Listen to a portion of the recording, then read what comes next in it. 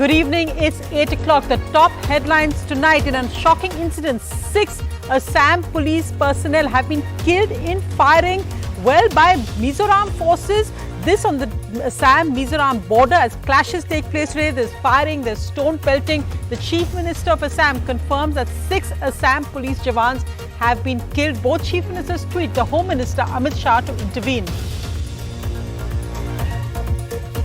An emotional Karnataka Chief Minister Yediyurappa quits on the second anniversary of his term. He says it's always been an Agni Pariksha for me in the last 2 years. The BJP's first South India Chief Minister gets marching orders from the party's high command. But with him gone, the big question is who is next? A complete makeover is also likely of the current BJP cabinet, say sources. Rahul Gandhi's dramatic arrival on a tractor in Parliament. This as Parliament is disrupted again in the beginning of the second week. 2 key bills are passed in minutes. Minister Piyush Goyal, the leader of the House of Rajya Sabha, says it can't be my way or the highway with the opposition. The Bengal Chief Minister orders a probe into the Pegasus hacking scandal before her Delhi visit. Next Supreme Court judge and the ex-Calcutta High Court Chief Justice will head the investigation. Meanwhile, the Chief Minister will meet Prime Minister Modi in Delhi tomorrow. She will also meet Sonia Gandhi and other opposition leaders as she goes national. Is this part of her 2024 plan? 164 people are dead across Maharashtra in floods. In Sangli, lakhs of people are currently in relief camps. NDTV brings you this special ground report. India to miss its July vaccinations target largely because Bharat Biotech's supply delay has hit the vaccination pace. Meanwhile, Maharashtra crosses 1 crore vaccinations of people with 2 doses. 41% of all positive cases in India currently are from Kerala. As Kerala's COVID model seems to collapse, vaccinations are high, but the spread continues. And India's medal winner is back home. A warm welcome for silver medal winner Mirabai Channu. But it's a disappointing day for Team India at the Tokyo Olympics. The women's hockey team loses to Germany. And remembering India's Kargil heroes, the president also lays a wreath at a Kargil memorial today.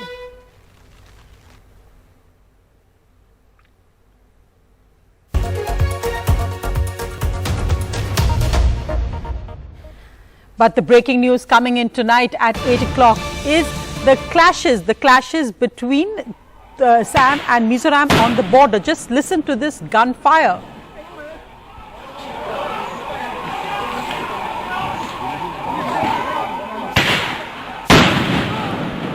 It's now confirmed that 6 Assam police personnel, 6 Assam police jawans have been killed in this border firing between Assam and Mizoram. It's a decades-old dispute which has suddenly flared up. This comes 2 days after the Home Minister Amit Shah met with all chief ministers of northern eastern states at Shillong. Ratnadeep now joins us live. Ratnadeep, that's absolutely shocking to hear those shots firing. There were 6 Assam police personnel have lost their lives. What exactly happened there today? That's right. What we can confirm to our viewers is that Assam government has come on record to say that 6 of its police personnel who were deployed at the disputed border between Assam and Mizoram in Kachar district of Assam, which borders Kolaship district of Mizoram, are no more. They're dead in what Assam government claims while protecting, in the line of duty, while protecting the territorial boundary of Assam. Now, Mizoram government has issued a statement. Its home minister has issued a statement and has alleged that there has been tension in the border areas for some time. In fact, tension has been shimmering for the last 1 month, and both Assam and Mizoram had actually placed a huge contingent of armed police forces there. There were also central police forces there deployed. But what Mizoram claims is that today Assam police had actually entered the Mizoram side of the border, and they basically ransacked some of the vehicles. They attacked locals, and to which they claim that they had to retaliate. Now, Mizoram government in its statement has made it clear that that they allege that Assam police had fired upon first and they had to retaliate. So the the firing and the cross-firing between the two police forces is clear from the Mizoram Home Minister statement. He also goes on to claim that grenades were used. So this is very shocking that even two police forces, armed police forces, were using grenades at each other. Now what we can confirm is that apart from the 6 Assam police persons who are already dead, several others are injured. This includes senior police officials. Mizoram government also claims that some of their locals and police personnel are injured, although Mizoram government has not given out numbers as yet. But the fact is, this border dispute flaring up now 2 days after the Home Minister met with all Northeastern chief ministers, also of course that he's been speaking to the 2 chief ministers. How have things got out of control so badly? Well, how exactly things got out of control is something which is not clear as of now, because we are still awaiting a statement from Assam government. Mizoram government has come out with its side of the story. So, but what is important here is that only 2 days back there was this closed door meeting where sources told us that Union Home Minister Amit Shah actually discussed about this pending border dispute issues, and he came on record. In fact, in a public address in Shillong, he came on record to say that for centre, sustained peace in Northeast is very important, and for that all the disputes which are there needs to be resolved. So when centre has made it a priority, and remember there have been tripartite border talks between Mizoram, Assam and the centre.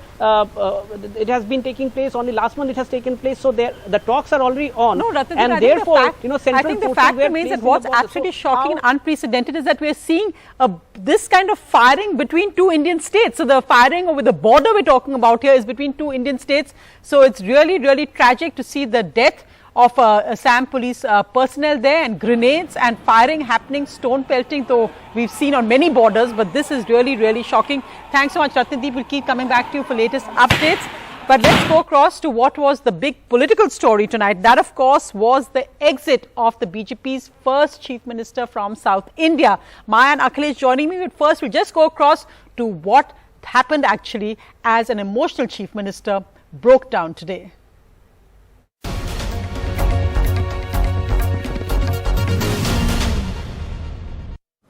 ಮುಖ್ಯಮಂತ್ರಿ ಸ್ಥಾನಕ್ಕೆ ರಾಜೀನಾಮೆ ಕೊಟ್ಟು ರಾಜ್ಯದ ಉದ್ದಗಲಿ ಹೋರಾಟ ಮಾಡಿದಂತದ್ದು.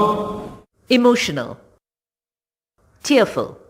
The BJP's first ever chief minister in South India, sworn in 4 times without completing a single term, B.S. Yediyurappa announcing his resignation at an event to mark his 2 years in power. A quick trip from the Vidhana Saudha to the Raj Bhavan next door, and the formalities were soon completed. 26ನೇ ತಾರೀಕು 2 ವರ್ಷ ತುಂಬದ ಈ ಶುಭ ಸಂದರ್ಭದಲ್ಲಿ ರಾಜೀನಾಮೆ ಕೊಡೋದು ಸೂಕ್ತ ಅಂತೇಳಿ ನಾನು ಯೋಚನೆ ಮಾಡಿ ನಾನು ರಾಜೀನಾಮೆಯನ್ನು ಗವರ್ನರ್ ಕೊಟ್ಟು ಬಂದಿದ್ದೇನೆ. ಅವರು ಅಕ್ಸೆಪ್ಟ್ ಮಾಡಿಕೊಂಡಿದ್ದಾರೆ. I am grateful to prime minister Narendra Modi ji.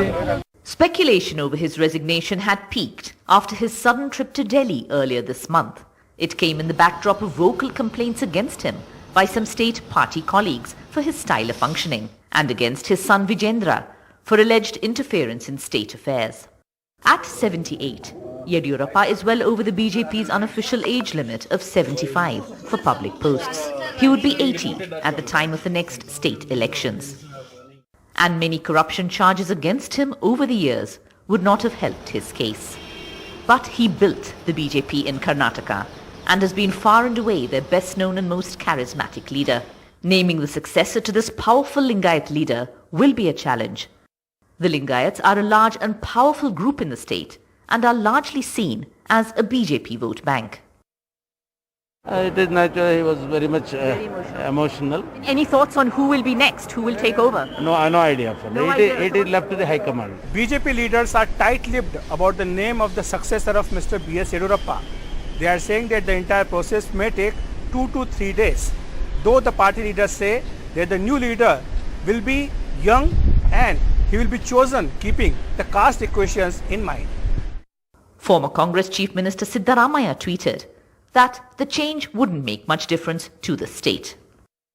B.S. Yediyurappa is and always will be the first ever BJP Chief Minister in southern India. He will go down as that in the history books.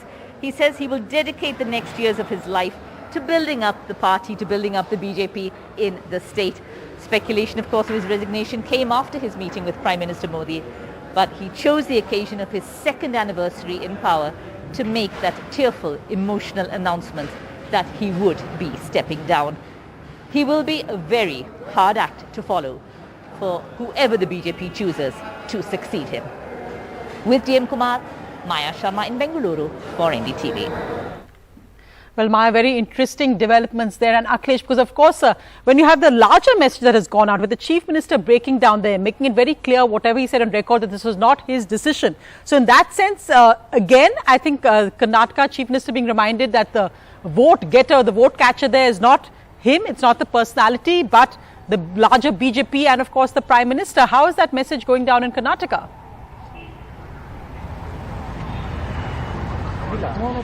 Well, we are actually at the home of the Karnataka Chief Minister, the caretaker Karnataka Chief Minister, and there is really a sense of shock and silence among his cabinet colleagues, several of whom have been here this evening, some have just left in fact. But really, there was of course the speculation that he would be stepping down. It has been in the air ever since that trip to Delhi, but people have been a little concerned, particularly MLAs who joined the BJP from the Congress and the JDS, wondering what their situation will be. Will it mean a whole rejig of the Karnataka cabinet? We have 3 deputy chief ministers now. Will they all stay? What will happen to the cabinet berths? So many questions ahead. And really, we've seen many different chief ministers in Karnataka.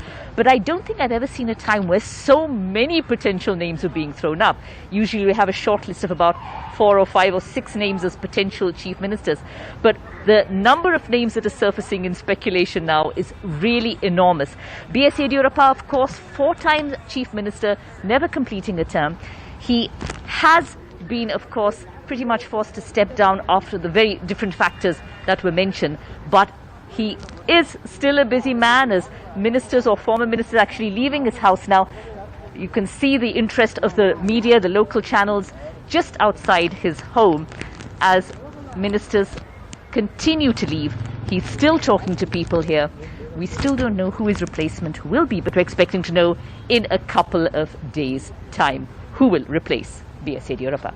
Thanks, Maya. And of course, Akhilesh, because Akhilesh, that decision really being taken in Delhi. And it's interesting because so many analysts have been pointing out that this really was, in a sense, at one time, the Congress high command culture, first by Indira Gandhi, where the chief minister is chosen by Delhi, not really by the regional power or prominence. In many sense, an end of regional strong leaders of the BJP as well. We saw it happen in Assam also when a chief minister was replaced, even though they went in. So are there interesting parallels being drawn there between the Congress high command and now what is the BJP high command with Prime Minister Modi and Shah? Though there are many factors, as Maya pointed out, controversies over Mr. Yediyurappa's son, dissidents in the party, also the fact that perhaps that he didn't get along so well with very powerful people in Delhi as well.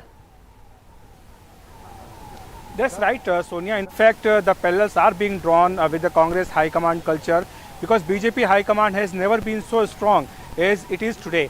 And we have seen that recently in Uttarakhand, the chief minister was changed, and in Assam, chief minister was replaced by another chief minister. And we have seen in Karnataka, where B.S. Yediyurappa, who is considered to be the strongest leader of the party, he was asked to resign. And now finding a replacement of Mr. Yediyurappa is going to be a difficult task for the BJP, because party has to keep in mind the fragile caste equations. In fact, the Lingayats have come to the BJP fold after many years, and they have stayed with the BJP for the past so many years because of Mr. Yediyurappa. So now whosoever is the replacement of Mr. Yediyurappa, his consent is necessary for the party high command. But we have been told by the sources that the final decision will be of the Prime Minister Narendra Modi, and he is known for throwing surprises. We have seen in Maharashtra where he ignored the caste equations and chosen Devendra Fadnavis. So similar thing can happen in Karnataka also, but of course it will be difficult for the BJP. Of course, when you talk about the Lingayat leaders, there are 2-3 names. Basavaraj Bommai, Home Minister, Murugesh Nirani, his name is also there. Arvind Bedalam, his name is also being considered there. And if you talk about the Brahmin, then there is of course Prahlad Joshi and B.L. Santosh. These names are also being discussed. So many names are being discussed, but we have been told that Dharmendra Pradhan, who is the education minister, he is going to Bengaluru, and after that, as an observer, he is going there, and after that, MLAs will meet and decide the new leader. Right. So the larger message of the BJP also going out there that, well, the party much greater than any personality. So Mr. B.S. Yediyurappa been very well reminded of that today. Thanks very much, Maya and Akhilesh. We'll come back to you for latest developments on that. But let's just go across to Parliament. Well, the big story out of Parliament came in the morning when Congress leader Rahul Gandhi drove into Parliament on a tractor. This to show his support to farmers and asking for a repeal of the new farmer laws.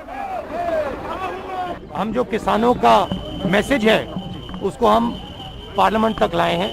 Parliament में इसके बारे में चर्चा नहीं करने देते हैं, किसानों को दबा रहे हैं, हिंदुस्तान के सब किसानों को दबा रहे हैं, इसलिए हम यहाँ ट्रैक्टर पे आए। काले कानून है, इनको वापस लेना पड़ेगा। मैं किसानों का मैसेज देना चाहता हूँ, ये किसानों का मैसेज है, इसीलिए मैं इसको यहाँ लाया हूँ। ये 2-3 बड़े उद्योगपतियों के फायदे के लिए है। पूरा हिंदुस्तान जानता है कि किसके लिए ये किया जा रहा है। ये किसानों के फायदे के लिए नहीं है कानून, और इन कानून को वापस लेना पड़ेगा। राहुल गांधी के किसी भी वक्तव्य पर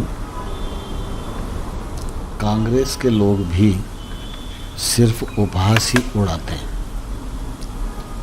राहुल गांधी जी को गांव गरीब किसान के बारे में न तो कोई अनुभव है, ना ही कोई दर्द है।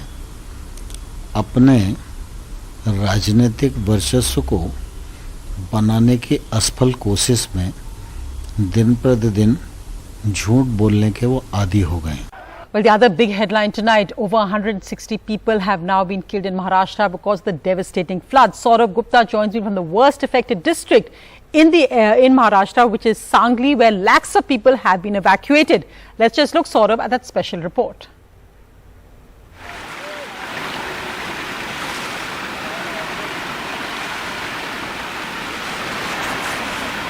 Four days since the flood situation in Sangli, and this is still the condition of roads leading to Sangli city. In front of me, what you see is the Krishna River. The bridge that has been constructed over the Krishna River is completely submerged in water, and water is flowing over the bridge, which is why there is no traffic that's being allowed to use these roads for safety reasons. And in several houses in these areas, 4 days since the flood arrived, water is yet to recede from people's homes and the roads that connect Sangli. All major roads to Sangli closed to traffic. Submerged homes, submerged bridges, and swirling floodwaters in areas surrounding Sangli city.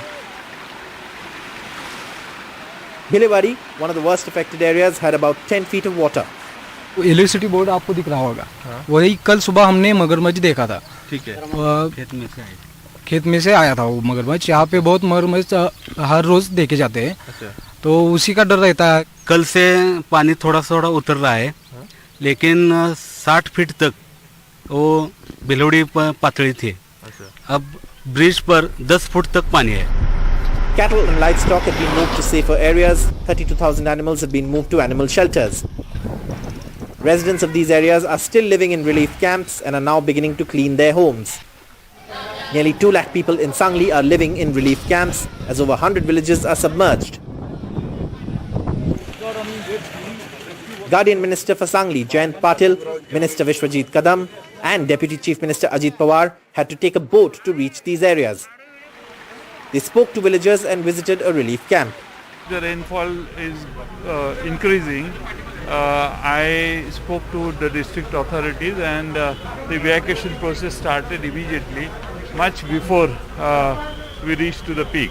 So almost all the population was evacuated in time and the flood followed little later. On the other side of the river, these frightening visuals of a crocodile on the streets in Uncle Cope village.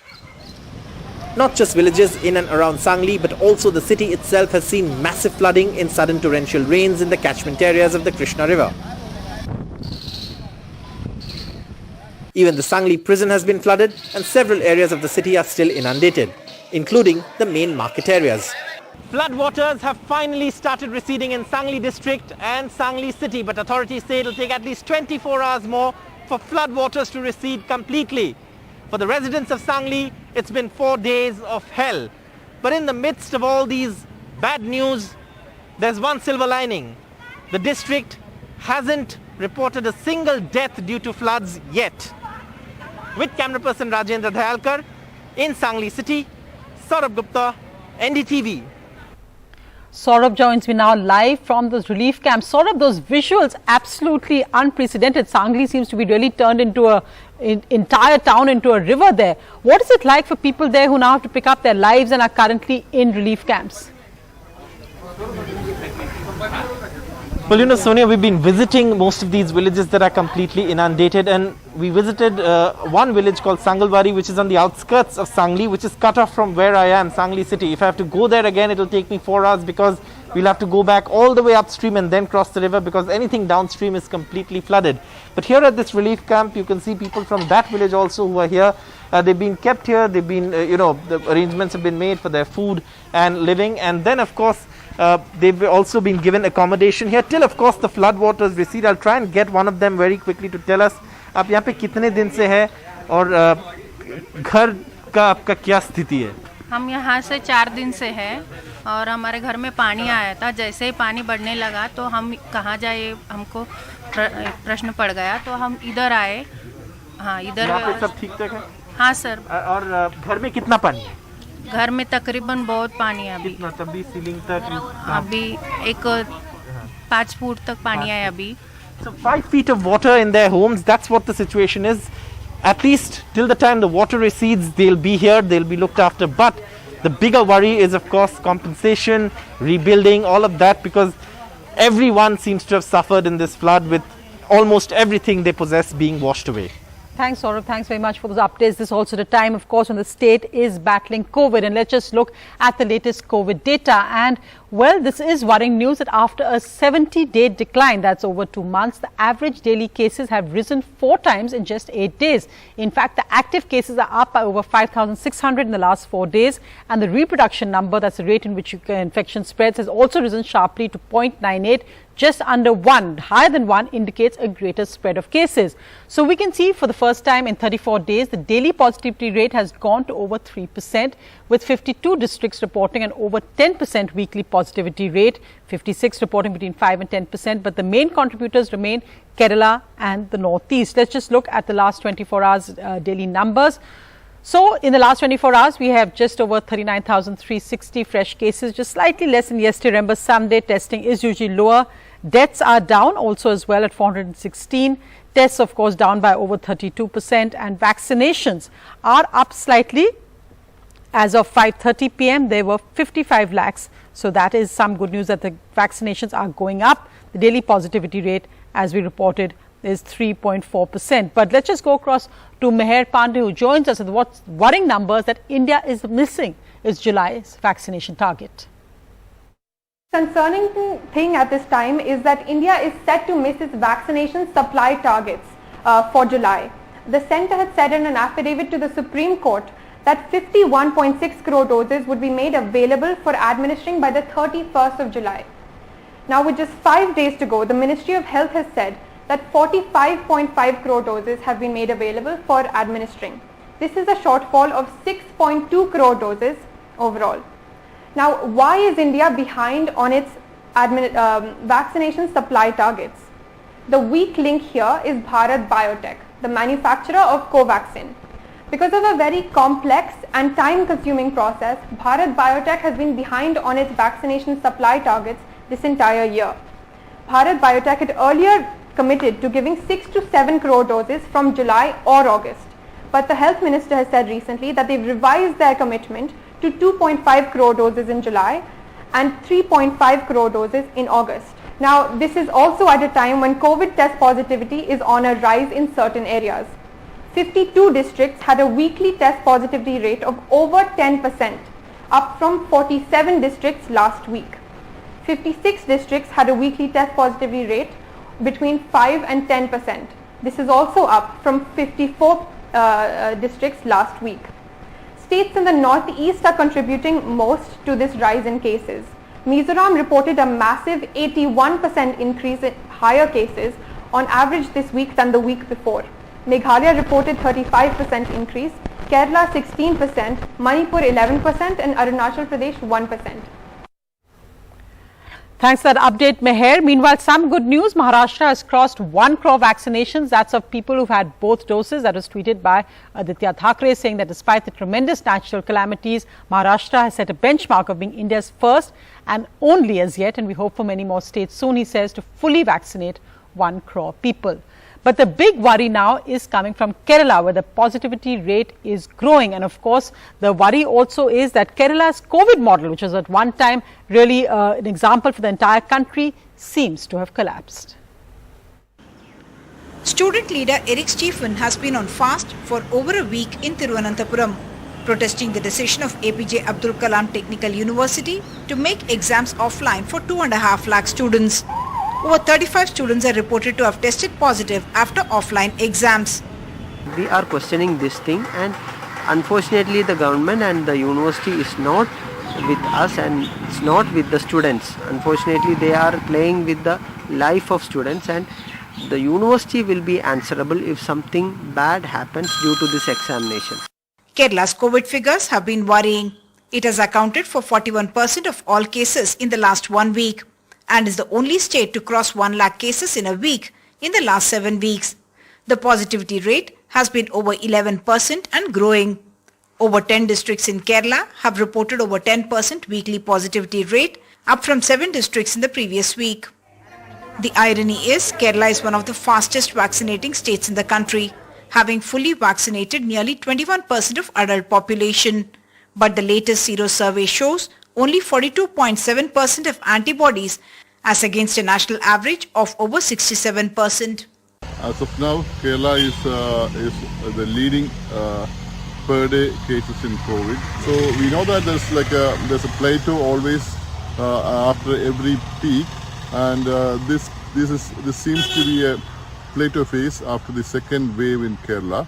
But there has been a significant difference in the pattern of COVID positive cases. Kerala's health minister insists that the positivity rate is under control, but experts point out that the cases are still rising, possibly because a larger portion of the population is still unexposed to the virus, as shown by the Sero surveillance, because of greater compliance to masking and also social distancing. The danger is that there could be more mutants and more variants arising, and therefore greater genomic surveillance is required so that Kerala does not become another Maharashtra in a third wave. With camera person SP Babu in Thiruvananthapuram, with camera person Nagraju, Uma Sudhir, NDTV.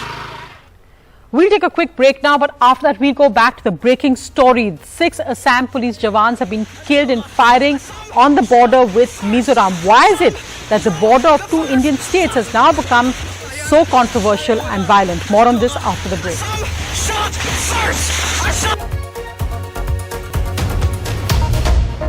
Welcome back. We return to our breaking news, where 6 Assam police personnel have been killed in tension as gunfire broke out and grenades on the border between Assam and Mizoram. Here is the latest video shot by local journalists. Firing order.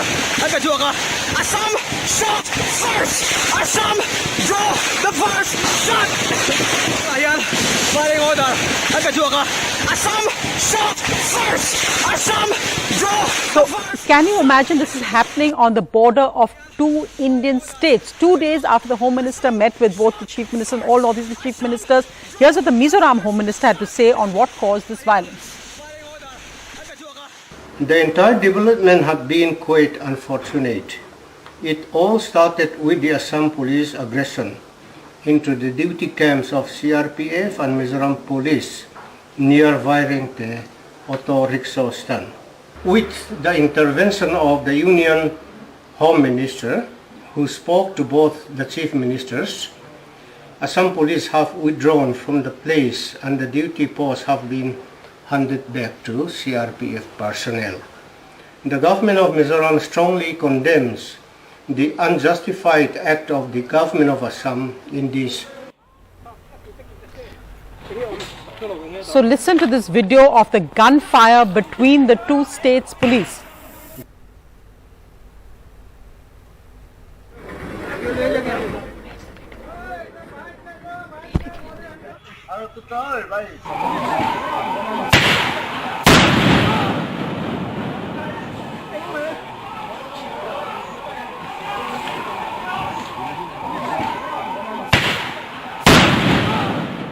Absolutely unprecedented scenes there. Ratnadeep, what's the latest now? What are the developments happening as that shocking news came in of 6 policemen being killed?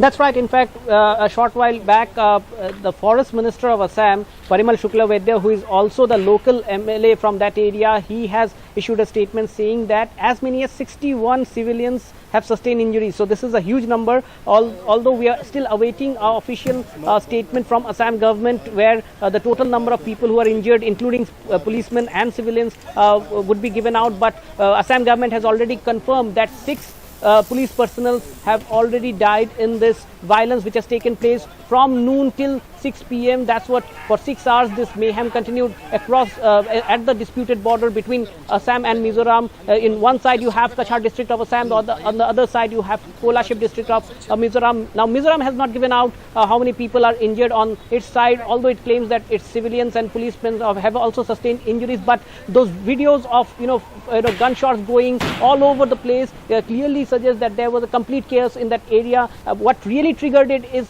still not clear. There is no clarity about it, but tensions have been shimmering in that area for over a month, and that's why both the police forces, a strong contingent was sent by Assam, totally armed. Same, the armed Mizoram police force was there, but center had also deployed central, forces to, keep the 2 police forces away. But then it was a situation of what exactly happened there still extremely unclear. But as you said, it's tragic that 6 Assam police personnel have actually been killed in what is, after all, a border between 2 Indian states, not a border with enemy countries, between 2 Indian states. What led to the tragic events of today?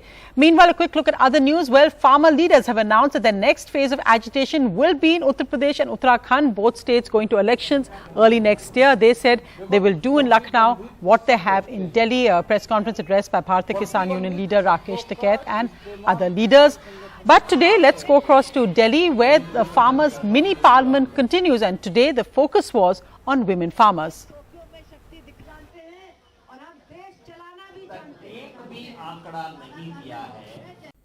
Mirabai Chanu returned home to Heroes Welcome today. She's accompanied by her coach Vijay Sharma. Mirabai landed with her silver medal at the Delhi International Airport. Those are the pictures of Mirabai, the silver medalist from the Tokyo Olympic Games. She has been away from her home for several months. She will head home soon to Imphal, but before that she will meet the sports minister in Delhi. She gave India an opening in the medal tally on the first day of the Tokyo Games. After her magnificent win, she said all she craved for was pizza, and a pizza chain has now announced lifetime pizza free for her. Those are the pictures of Mira at the Delhi airport. Of course, the champion returns home and there's no social distancing. Everyone wants to have a glimpse of her. Well, this is our special presentation on the Tokyo Olympic Games. After Mirabai Chanu's opening day medal show, the Indians are yet to add to their tally. Now, here's a quick look at what happened on day 3 in Tokyo. Now, Sharat Kamal entered round 3 of the Tokyo Olympic Games, while Manika Batra lost in her round 3 game. Sudipta Mukherjee also lost her second round match. In archery, Indian trio lost in the quarterfinals. In fencing, Bhavani Devi went down valiantly in the second round match. In tennis, Sumit Nagal lost to Daniel Medvedev, and in badminton, Satvik and Chirag lost in the opening group game. What happened in boxing? Ashish Kumar lost to his Chinese opponent. Well, I'm joined by the Tokyo Olympic silver medalist Mirabai Chanu. Let me speak to her. Mira, वापस आए India, कैसा था आपका journey Japan to India? आप सोचते सोचते आए हैं कि इतना सारा सेलिब्रेशंस आपके लिए होगा? नहीं, मैं नहीं सोचा था। सुना था आप लोग को इंडिया में इतना सारे वेलकम करने में आएगी, तो इतना सारे लोग आए थे, इतना प्यार दिया था, तो मैं कभी नहीं सोचा था ऐसा होगी। पर मुझे बहुत बहुत खुशी हुई, बहुत ज़्यादा। मेरा आपने पिज्ज़ा खाया? हाँ जी, मैं उसी दिन कंपटीशन ख़त्म होते ही मैंने डिनर में पिज़्ज़ा खाई थी, क्योंकि मुझे कंपटीशन से पहले 2 दिन मैंने कुछ नहीं खाए थे मेरा वेट की वजह से, तो मैंने पिज़्ज़ा खाई थी सबसे पहले। कितना डिफ़िकल्ट है 49 किलोग्राम कैटेगरी मेंटेन करना? बहुत ही ज़्यादा डिफ़िकल्ट है कि हमारी वेट से 1 kg या हाफ kg ऐसा ही अब रखना ही है, तो क्योंकि हम कंपटीशन में इजीली वेट दे पाए, तो इसलिए हम कंट्रोल करके रखने में, हम डाइट में बिल्कुल ही हमारी जो डाइट है उसको मेंटेन करके रखना बहुत ही इम्पोर्टेंट है। तो इसलिए कोई भी जंक फूड, कोई भी जो भी मुझे पसंद है वो नहीं खा पाते, सिर्फ मेरा डाइट जो है फिश मीट इसमें ही मैं मेंटेन करके रखती। बहुत टाइम से आप शायद वेजिटेरियन भी रह चुकी है, और आप अब एक पिज्ज़ा कंपनी ने बोला है आपको लाइफ टाइम फ्री पिज्ज़ा मिलेगा, तो वो कैसे आप यूटिलाइज करेंगे वो ऑफर? हाँ, मुझे भी बहुत खुशी हुई है सुन के, क्योंकि मुझे पहले से ही पिज़्ज़ा बहुत पसंद होते थे।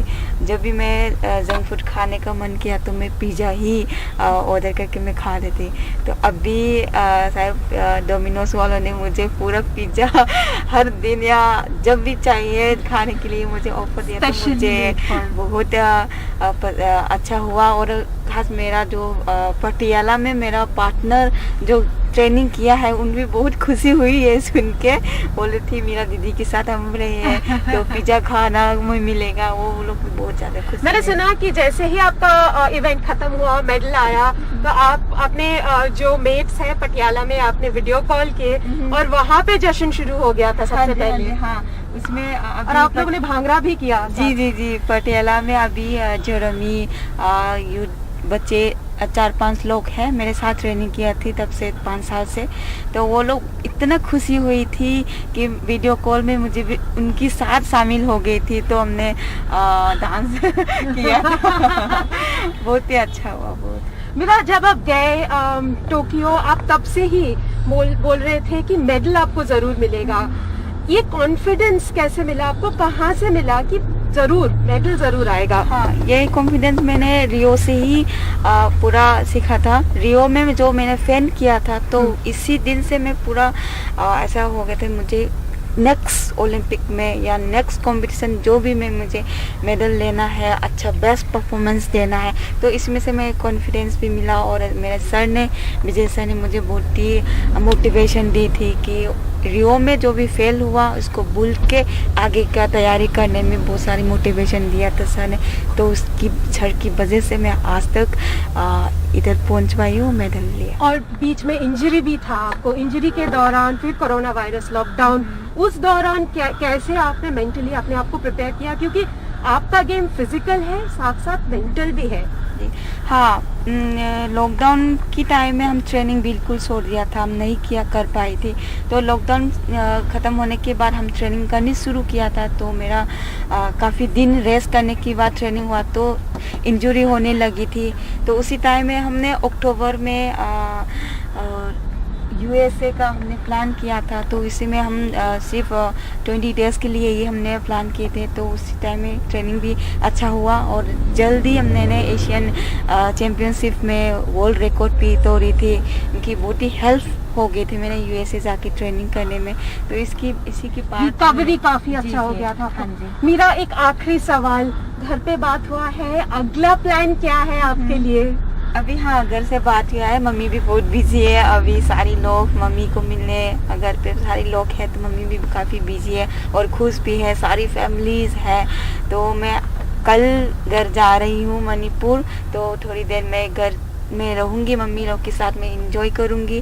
फिर आगे तो मैं ट्रेनिंग और करना है 24 ओलंपिक में मैं फिर इसी के लिए मैं तैयारी और करना है। मीरा, हम दुआ करेंगे कि आपका सिल्वर गोल्ड में बदल जाए पेरिस ओलंपिक्स में 2024 में। Thank you very much.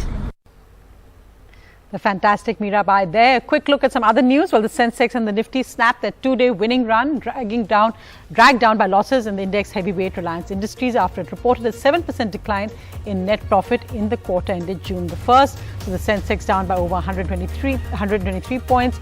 The Nifty down by just over 31 points.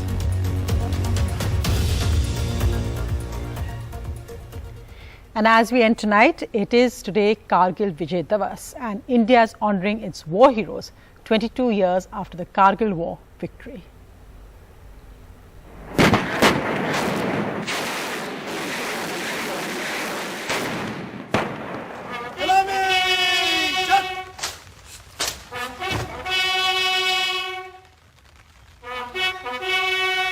जीत पहाड़ की ऊंचाई की नहीं, भारत की सेनाओं के ऊंचे हौसले और सच्ची वीरता की है।